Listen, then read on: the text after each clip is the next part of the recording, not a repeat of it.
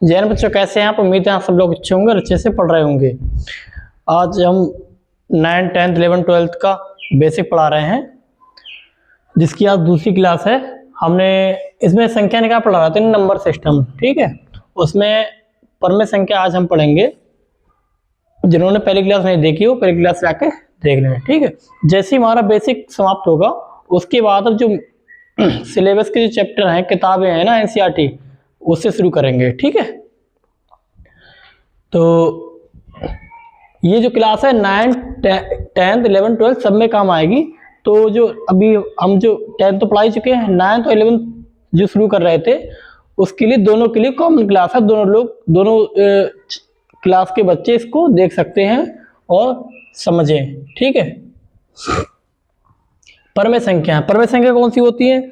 वे संख्याएं जिन्हें P Y Q के रूप में लिखा जा सके तथा क्यू नॉट इक्वल टू 0। कैसे? वे संख्याएं जिन्हें पी वाई क्यू के रूप में लिखा जा सके।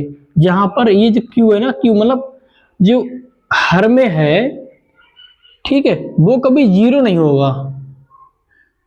जैसे परमेय संख्याएं जैसे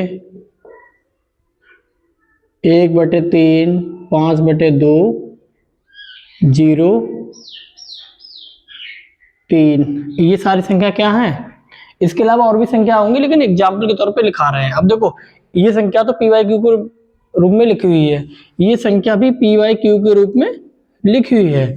ये दो संख्या पी वाई क्यू के रूप में नहीं लिखी हैं, लेकिन इनको हम लिख सकते हैं। कैसे? 0 है, 0 को लिख सकते हैं। कैसे? जिसके बटे में कुछ नहीं, उसके बटे में हम 1 लिख सकते हैं हमेशा, ठीक है। देखिए, यहाँ पर क्यू 0 के बराबर नहीं है, यानी बटे में जो है वो 0 के बराबर नहीं है, लेकिन अंश में 0 हो सकता है, इसीलिए यहाँ पर 0 भी एक परमेय संख्या है, ठीक है। अब 3 है, 3 के बटे में भी क्या लिख सकते हैं हम? 1 लिख सकते हैं, इसीलिए ये भी परमेय संख्या है। इसे पी वाई क्यू के रूप में लिख सकते हैं, ठीक है। ऐसी संख्या सभी परमेय संख्याएं होंगी। इसके बाद आता है अपरमेय संख्याएं, ठीक है। परिमेय के बाद आता है अपरिमेय संख्याएं, ठीक है। परमेय संख्या के समुच्चय जो होता है उसको कैपिटल क्यू से रिप्रेजेंट करते हैं, ठीक है। अपरमेय संख्या को इर्रेशनल नंबर,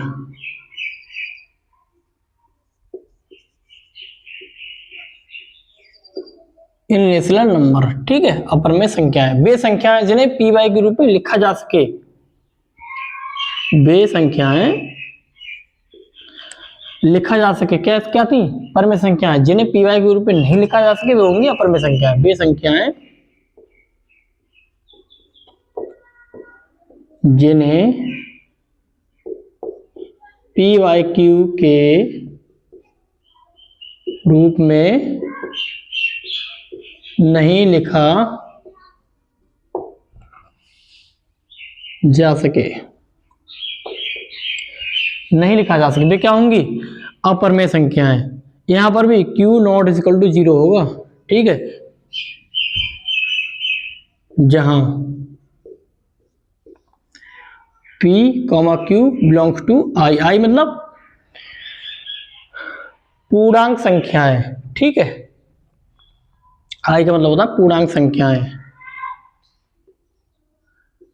तथा Q नॉट इक्वल टू 0, ठीक है, तथा Q नॉट इक्वल टू 0।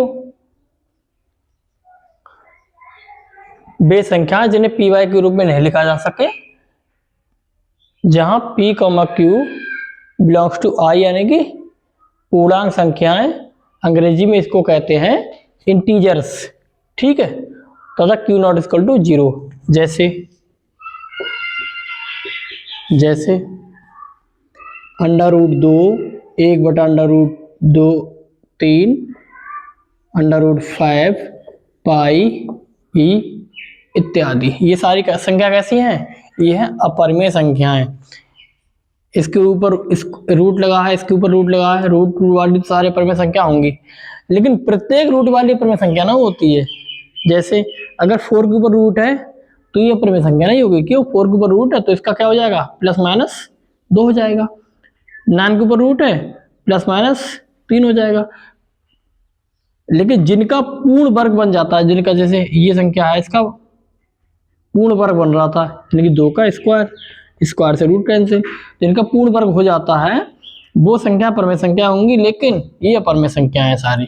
ठीक है, अगर यहाँ पर हम ऑप्शन दे दें अपरमेय संख्या छांटिए, वहां ऑप्शन में दे देंगे under root 6, A option, B option है पाई, सी ऑप्शन है अंडर रूट 9 या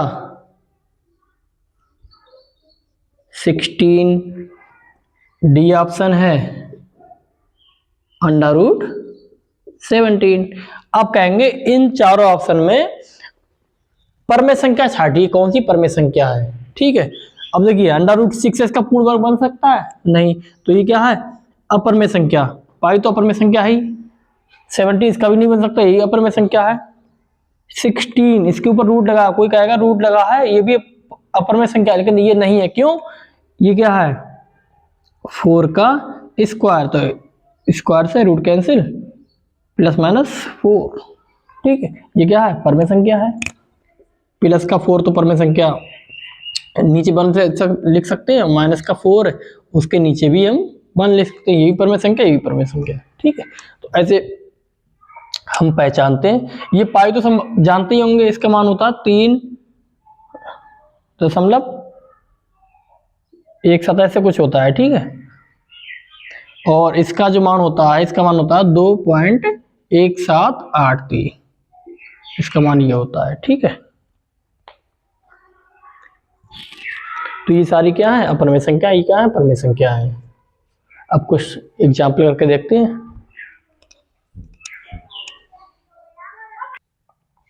अब देखिए एग्जाम्पल है हमारे पास, नीचे दिए गए जो कथन है, ये जो 3 कथन है, इनको मैं सत्य असत्य, ट्रू या फॉल्स बताने, अपने उत्तर में कारण भी बताने, क्यों ये सत्य है, क्यों असत्य है।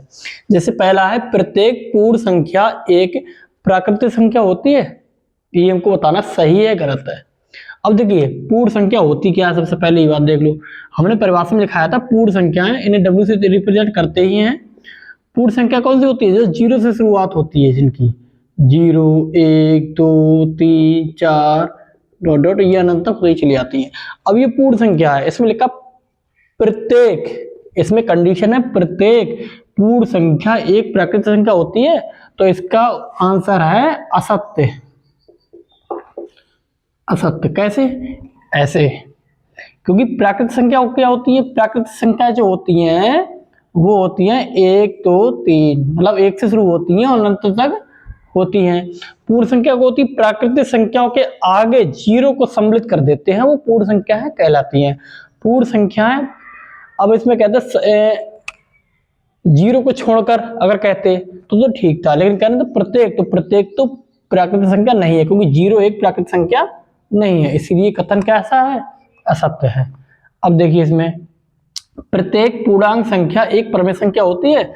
अब इसमें भी हमें पता होना चाहिए पूर्णांक होती क्या है। पूर्णांक इंटीजर्स वो क्या होते हैं, वो माइनस इन्फिनिटी से शुरू होते हैं, जैसे -3, -2, -1, 0, 1, 2, 3 इन्फिनिटी तक, मतलब माइनस से प्लस इन्फिनिटी तक सारी संख्या जो होती हैं इंटीजर्स होती है, जैसे इस रूप में वो होती हैं इंटीजर्स है, पूर्णांक संख्या है। अब कहना है प्रत्येक पूर्णांक संख्या एक परमेय संख्या होती है, बिल्कुल सत्य है, क्योंकि प्रत्येक पूर्णांक संख्या परमेय संख्या होती है, इस रूप में है, सबके नीचे हम 1 लिख सकते हैं। ठीक, इसीलिए ये कथन कैसा है, सत्य है, ये पीवाई के रूप में लिख सकते हैं। ठीक है, इसीलिए क्या है, सत्य है। अब कह रहे हैं प्रत्येक परमेय संख्या एक पूर्णांक संख्या होती है, अभी भी पढ़ाया था ना, परमेय संख्या होती है जिन्हें जो पीवाई के रूप में लिखी जा सके। जैसे अब कह रहे हैं प्रत्येक परमेय संख्या, हम परमेय संख्या कुछ लिख रहे हैं, जैसे 2, 3, 2/3, 5/6, ठीक है, ऐसे ही ये क्या है, परमेय संख्या है। अभी क्या, प्रत्येक परमेय संख्या एक पूर्णांक संख्या होती है। पूर्णांक क्या होती है, जो इंटीजर्स होती है, इस रूप में लिखी होती है, ठीक है, जिनके बटे में कुछ ना हो, वो क्या होती है, पूर्णांक होती है। अब पूर्णांक, यही पूर्णांक है ना, लिख चुके हैं ऊपर, तो नीचे क्या लिखे, प्रत्येक परमेय संख्या पूर्णांक संख्या होती है, नहीं। प्रत्येक पूर्णांक संख्या तो परमेय संख्या होती है, लेकिन प्रत्येक परमेय संख्या पूर्णांक संख्या नहीं होती। ये भी तो परमेय संख्या है, ये भी परमेय संख्या है, लेकिन क्या ये पूर्णांक है, नहीं है। क्या ये संभाव्य पूर्णांक संख्या हो जाए, नहीं है। इसीलिए सभी परमेय संख्याएं पूर्णांक संख्याएं नहीं होती हैं, ठीक है। इसलिए प्रत्येक परमेय संख्या एक पूर्णांक संख्या होती है। कथन कैसा है, ये असत्य है। ये कैसा है, असत्य है, ठीक है। उत्तर उनके कारण सारा कुछ दे दिया है, ठीक है। ऐसे करते हैं। अब 2-3 पॉइंट लिख ले रहे हैं हम, इसको बता के फिर आगे बढ़ते हैं। देखिए नोट में पहला पॉइंट है, यदि प्रत्येक पूर्णांक संख्या एक परमेय संख्या होती है, मैंने आपको दिखाया भी था, प्रत्येक पूर्णांक संख्या एक परमेय संख्या होती है यदि दो परमेय संख्या है a व b बिलोंग्स टू परमेय संख्या, तो उनका जोड़, उनका घटाया, उनका गुणा और उनका भाग, और भाग की स्थिति में जो बटे में है वो 0 ना हो, भी क्या होंगी, परमेय संख्याएं होंगी। यदि संख्या दशमलव के रूप में, तीसरा पॉइंट है, यदि संख्या दशमलव के रूप में लिखी हो तथा उसमें दशमलव भाग का ना तो दशमलव भाग का अंत होता हो, ठीक है, दशमलव भाग का अंत हो जाए, या अंत ना होता हो लेकिन उसकी पुनरावृत्ति होती हो, तो ऐसी संख्याएं परमेय संख्या कहलाती हैं। कैसे, अब आपको पता ही नहीं कैसे, मतलब आप समझ रहे होंगे क्या लिख दिया हमने, तो बता दें। संख्याएं दशमलव के रूप में लिखी हो, जैसे 2.345। अब देखिए दशमलव भाग का अंत यहाँ पर हो रहा है, कैसे, दशमलव भाग का अंत मतलब हो दशमलव के बाद की जो संख्या है अब अंत हो गया, यहाँ के बाद की कोई संख्या नहीं है, तो दशमलव भाग का अंत हो रहा है, दशमलव के बाद की 3 संख्या है, तो ऐसी संख्या परमेय संख्या होती है। कैसे, पॉइंट हटाया, नीचे 1 लिखा और पॉइंट के बाद जितनी भी संख्या है उसने 0। अब क्या हो गई, ये क्या हो गई, परमेय संख्या बन गई हमारी, ठीक, ये क्या है, परमेय संख्या है। अगला पार्ट लिखा है इसमें, ठीक है, तो अंत हो रहा है, तो भी अगर अंत ना होता हो तो उसकी पुनरावृत्ति हो रही हो, कैसे, 4.333, जैसे ये 4.333। अब क्या है, दशमलव के बाद क्या हो रहा है, ये 3 अंकी दशमलव भाग का मतलब होता है दशमलव के बाद के जो संख्या है उसकी पुनरावृत्ति हो रही है, 333 dot dot dot dot dot का मतलब है इनकी पुनरावृत्ति हो रही है, ये अनंत तक ऐसा होता चला जा रहा है, तो ये क्या आएंगी, परमेय संख्या कहलाती है। ये परमेय संख्या कैसे बदलेंगे आपको हम करके दिखाएंगे, ऐसी संख्या को परमेय संख्या के रूप में बदलना, ठीक है। इसको लिख कैसे सकते हैं, 4.3 पुनरावृत्ति, जिस संख्या की पुनरावृत्ति हो रही है होती है उसको ऊपर हम बार लगा देते हैं, ठीक है, इसको ऐसे लिख सकते हैं, ठीक है। कुछ संख्या ऐसी भी होंगी, 2.432 डॉट डॉट डॉट। अब यहां पर क्या है, दशमलव के बाद की पुनरावृत्ति हो रही है, कैसे पुनरावृत्ति हो रही है, देखो 4 की पुनरावृत्ति नहीं हो रही, लेकिन एक समूह की पुनरावृत्ति हो रही है, 432 432 फिर 432 ऐसे होते चले जा रहा, तो इसको हम क्या लिख सकते हैं, 2.432 ऐसे, इसको ऐसे लिख सकते हैं। तो ये संख्या कहलाती है परमेय संख्या कहलाती है, इनको परमेय संख्या के रूप में बदलना हम आपको बताएंगे, अभी एग्जाम्पल कराएंगे तब। अब अगला पार्ट क्या है, ये तो हो गया परमेय संख्या है। और यदि दशमलव भाग का ना तो अंत होता हो और ना ही उन अंकों की पुनरावृत्ति हो रही हो, तो ऐसी संख्या क्या कहलाएंगी, अपरमेय संख्या, जैसे 5.1 2 4 5 6 7 ऐसे मतलब होता चला जा रहा है, तो ये क्या है, अंकों की पुनरावृत्ति नहीं हो रही है, या 5 3 1 2 4 ऐसे कुछ भी आ जा रहा है, पुनरावृत्ति नहीं हो रही है, अंकों की पुनरावृत्ति नहीं हो रही है और भाग का अंत भी नहीं हो रहा है, ठीक है। तो इससे संख्या कहलाएंगी अपरमेय संख्या। ये क्या है? अपरमेय संख्या है। ठीक है, अब एग्जाम्पल एक करते हैं, उसके बाद आगे बढ़ते हैं। एग्जाम्पल 2-3 करते हैं, अब तो एग्जाम्पल 3-4 करेंगे, उसके बाद आगे बढ़ेंगे। इसे मिटा देते हैं। देखिए एग्जाम्पल है 1 व 2 के बीच 5 परमेय संख्या हमें ज्ञात करनी है। कैसे याद करेंगे? देखो दो संख्याएं हैं a व b, इन दोनों संख्याओं के बीच हमें परमेय संख्या ज्ञात करनी होती है। कितनी परमेय संख्या हम ज्ञात कर सकते हैं? कैसे याद करते हैं? अगर दो संख्या दे रखी तो उन पहली जो संख्या होगी मध्य की, वो कैसे याद करेंगे? इन दोनों का योग बटे 2, इन दोनों का योग बटे 2, ऐसे याद करते चले जाते हैं। इसमें भी देखो ऐसे करेंगे। हमें 1 व 2 के बीच 5 परमेय संख्या याद करनी है, तो सबसे पहले एक इसके मध्य में जो संख्या होगी वो कौन सी होगी? इसके मध्य में 1 व 2 का योग, इसके मध्य में जो संख्या होगी वो होगी 1 + 2 बटे 2, यानी कि 2 1 3 बटे 2। यहाँ पर संख्या कितनी होगी? 3 बटे 2। अब हमें एक संख्या आ गई, हमको 4 और ज्ञात करनी है। कैसे याद करेंगे? कैसे याद करेंगे? देखिए हमने इन दोनों की मध्य ज्ञात कर ली, ऐसे ही हम इसके और इसके मध्य भी तो एक संख्या याद कर सकते हैं। बिल्कुल याद कर सकते हैं। कैसे? 3, यहाँ पे संख्या याद करो, 3 बटा 2 प्लस ये वाली संख्या 2, अब इसके बटे में 2। ठीक है, यहाँ पे क्या आ जाएगा? 3 2 दूनी 4 बटे 2 बटे 2। कितनी संख्या आ गई? 4 3 7 बटे 2 दूनी 4। कितनी आ गई? 7 बटे 4। ठीक है, ऐसे ही हम इसके बीच में भी एक संख्या याद कर सकते हैं, वो यहां पर होगी। कैसे? इसका योग इन दोनों का योग बटे 2, 1 + 3 बटा 2 बटे 2, 2 एकम 2, 2 एकम 2 + 3 बटे 2, 2 यहाँ पर भाग में है, यहीं पर आ जाएगा ये, क्योंकि नीचे बटे में 1 लिखेंगे तो ऊपर 1 बटे 2 हो जाएगा।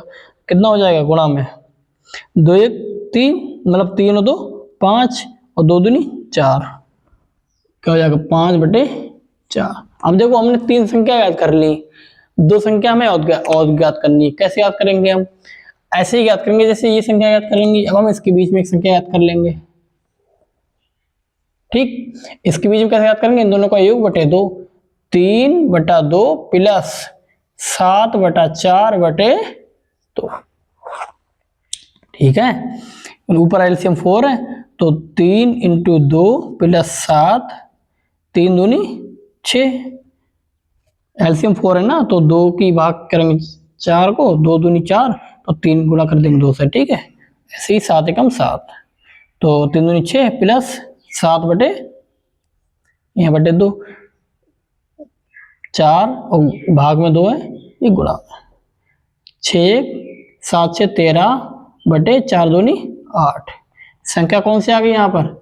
13 बटे 8। ठीक, ऐसे ही हम जैसे इन दोनों के बीच में ये निकाली थी, ऐसे ही इन दोनों के बीच में एक संख्या और ज्ञात कर सकते हैं।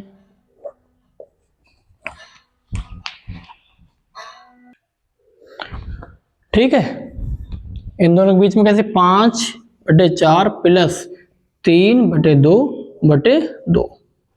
इसका एलसीएम 4, 5 प्लस 3 गुणा 2 दूनी 4, तो 2 बटे 2।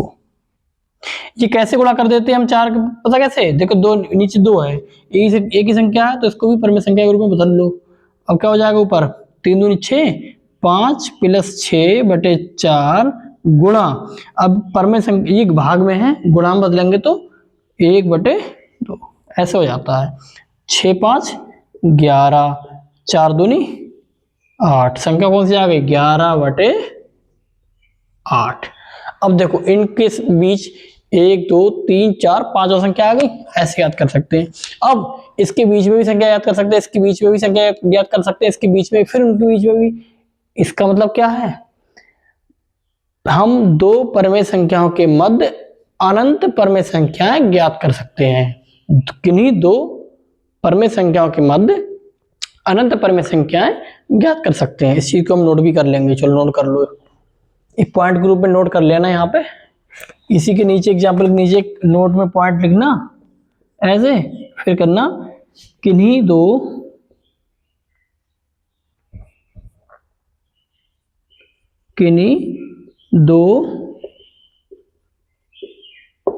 परमेय संख्याओं के बीच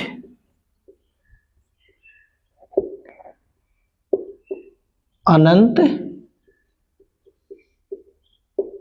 परमेय संख्याएं ज्ञात कर सकते हैं, ज्ञात कर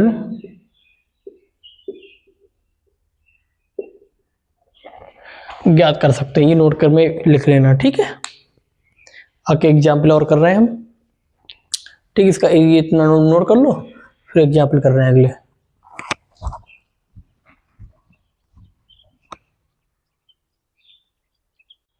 देखिए एग्जाम्पल है, इस संख्या को परमेय संख्या के रूप में बदलना है, पी बाई के रूप में लिखना है, ठीक है। संख्या लिखी है 0.3 के ऊपर बार। इसका मतलब क्या होता है, ये जो संख्या लिखी है वो है 0.333 डॉट डॉट डॉट, ऐसे अनंत तक रिपीट होता जा रहा है 3 अंक, ठीक है। इसको हम कैसे बदलते हैं, इसको बदलने के लिए एग्जाम्पल से ही समझेंगे, ठीक है। इसको बदलने के लिए सबसे पहले मानते हैं, माना x बराबर 0.3 बार, ठीक है। ये मान लिया, ये समीकरण 1 मान लो। फिर हम क्या करते हैं, फिर पॉइंट के बाद जितनी संख्याओं के ऊपर बार लगा है ना, वो संख्या इधर ले आते हैं और उतनी ही जीरो कि यहाँ पर उतने ही जीरो एक लिख के उसे गुणा कर देते हैं। जैसे हम पॉइंट के बाद तीन बार है ना, 3 संख्या इधर ले आए, 3.3 बार एक संख्या लेके आए, तो 10 × x, एक जीरो आ गया इधर, ठीक है। अब ये क्या है, समीकरण 2। अब क्या करेंगे हम, समीकरण 2 माइनस समीकरण 1, ठीक है। तो समीकरण 2 के x 10x माइनस x बराबर 3.3 बार माइनस 0.3 बार, ठीक है। 10x माइनस x 9x बराबर 3.3 बार है ना, तो इसको माइनस करेंगे, ये तो माइनस हो गया, यहाँ बचा 3, तो x बराबर 3/9, 3 एकम 3, 3 तिया 9 बराबर 1/3। ये पी वाई के रूप में व्यक्त हो गई। ये परमेय संख्या है, ठीक है। जो ये संख्या लिखी है वही ये संख्या लिखी है, ठीक। एक एग्जाम्पल और करते हैं।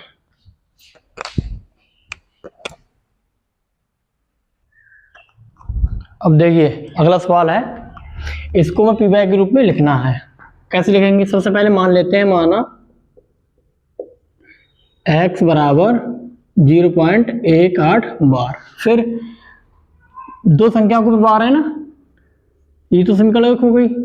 दो संख्या ऊपर बार, दो संख्या इधर ले आएंगे, तो 18.18 बार। दो संख्या इधर आएंगे ना, तो 2 0, ठीक है। ऐसे करते हैं, फिर ये समीकरण 2 हो गई।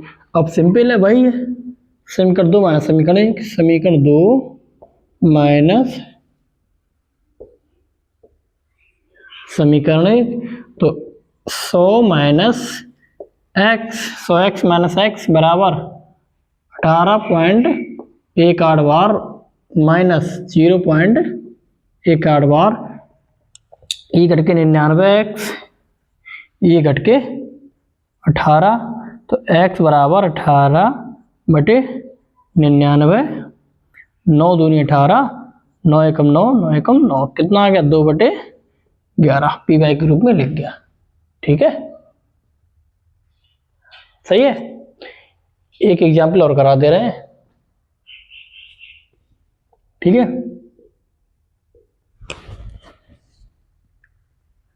एग्जाम्पल है 0.16 बार को पी वाई क्यू के रूप में लिखो। अब हमको इस संख्या को पी वाई क्यू के रूप में लिखना है, ठीक है। ये संख्या क्या है? 0.1 बार, एक 6 बार। अब ये जो बार है वो केवल 6 के ऊपर लगा है, 1 के ऊपर नहीं लगा, ठीक है। अब इसे कैसे हल करेंगे? देखो, सबसे पहले मानेंगे x बराबर 0.16 बार। वही काम करते हैं पहले। देखो, अगर बार जितनी संख्या को बार लगा होता है वो एक साथ इधर लाते हैं। अगर किसी बार से पहले कोई संख्या है तो उसको अकेले लाते हैं, दो संख्या दो को लाएंगे, ठीक है। ये ऐसे ही फॉलो करते हैं। अब बार से पहले एक संख्या पहले इसको ले आते हैं, तो 1.6 बार, तो एक आया ना इधर, तो 10, एक जीरो आ गया ना, 10 इंटू एक्स। अब इसको मान लिया समीकरण 1, ठीक है। अब बार वाली संख्या इधर ले आएंगे, तो 6.6 बार। अब एक संख्या और लाएगा तो इसमें एक जीरो और, ठीक है। ये आ गई समीकरण 2, ठीक है। अब वही प्रक्रिया समीकरण 2 माइनस समीकरण 1, समीकरण 2 माइनस समीकरण 1, तो 100x माइनस ये 10x बराबर 16.6 बार माइनस 1.6 बार। अब ये देखो कितना आ गया, ये 90। x बराबर ये कितना आ गया, 15 बराबर 15/90। 15 एकम 15, 15 छक का 90, ठीक है। कितना आ गया, 1/6। ये पी वाई क्यू के रूप में लिख गई, ठीक है। ऐसे कैसे भी सवाल कर सकते हैं, ठीक है। तरीका वही है, सबसे पहले x मानेंगे, उसके बाद वो अगर बार होता दोनों संख्या एक साथ लाते, ठीक है। दोनों संख्या एक साथ लाते, जैसे यहाँ पर लाए हैं। बार नहीं है, बार से पहले कोई संख्या पहले उसे लेके आएंगे, फिर उसके बाद वो लेके आए। जो संख्या पॉइंट के बाद लाते हैं उतने जीरो यहाँ पर लिखते हैं, ये ध्यान रखना है बस, ठीक है।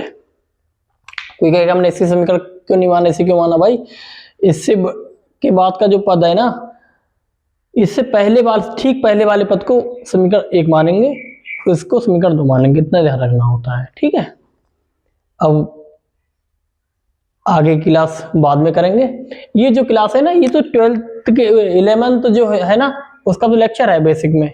अब हम क्या करेंगे, यहाँ से इतना तो 9th में भी काम आएगा, एक का जो और कुछ भी इसमें और भी है ना, वो भी 9th में काम आएगा, लेकिन यहाँ से हम 9th और 11th अलग कर दे रहे हैं। अब ये क्लास हैं वो 11th में रहेंगी, अब 9th के लिए एनसीईआरटी के हिसाब से 1 2 3 क्लास आती चली जाएंगी, ठीक है।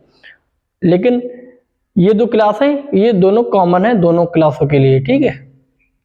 मिलते हैं क्लास में, जय हिंद।